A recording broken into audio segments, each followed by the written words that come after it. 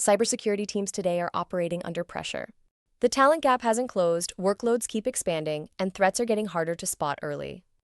One of the quiet shifts in cybersecurity over the last few years is the recognition that many incidents don't fail at the technology layer first. They fail earlier in judgment, assumptions, or communication.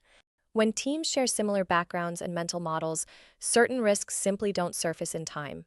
Different perspectives don't guarantee better outcomes, but they do increase the chances that someone will question the default view, notice something off pattern, or challenge a decision that feels good enough. This is where diversity becomes operational rather than symbolic. Cybersecurity is a field built on pattern recognition, anomaly detection, and problem solving under uncertainty. Those skills don't come from one profile or career path. Teams that include people who think differently tend to approach threats differently. They test assumptions more often, model risk from more than one angle, and adapt faster when attackers change tactics. There's also an important human dynamic at play once something starts to go wrong. Early signals are often subtle. A system behaving slightly differently, a process that doesn't quite make sense, a user doing something unexpected. Whether those signals get raised or ignored depends heavily on culture. In environments where people feel respected and safe speaking up, issues surface earlier.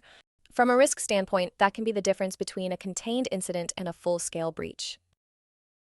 Cognitive diversity is increasingly part of this conversation as well. Cybersecurity rewards deep focus, unconventional problem solving, and the ability to see patterns others miss. When organizations broaden what they consider fit and design roles around strengths rather than rigid norms, they expand their defensive capability without adding complexity. This isn't about lowering the bar. Instead, it's about recognizing that there are multiple ways to be effective at identifying and mitigating risk.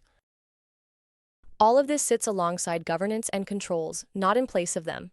Risk has always been shaped by people, processes, and technology together. What's changing is the recognition that people are not just a source of risk, but also a source of resilience.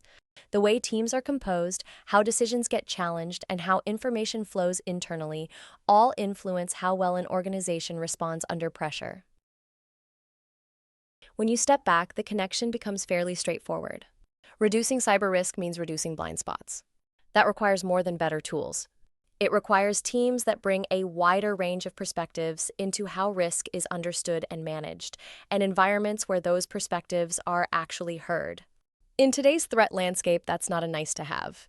It's part of what makes security programs hold up in the real world.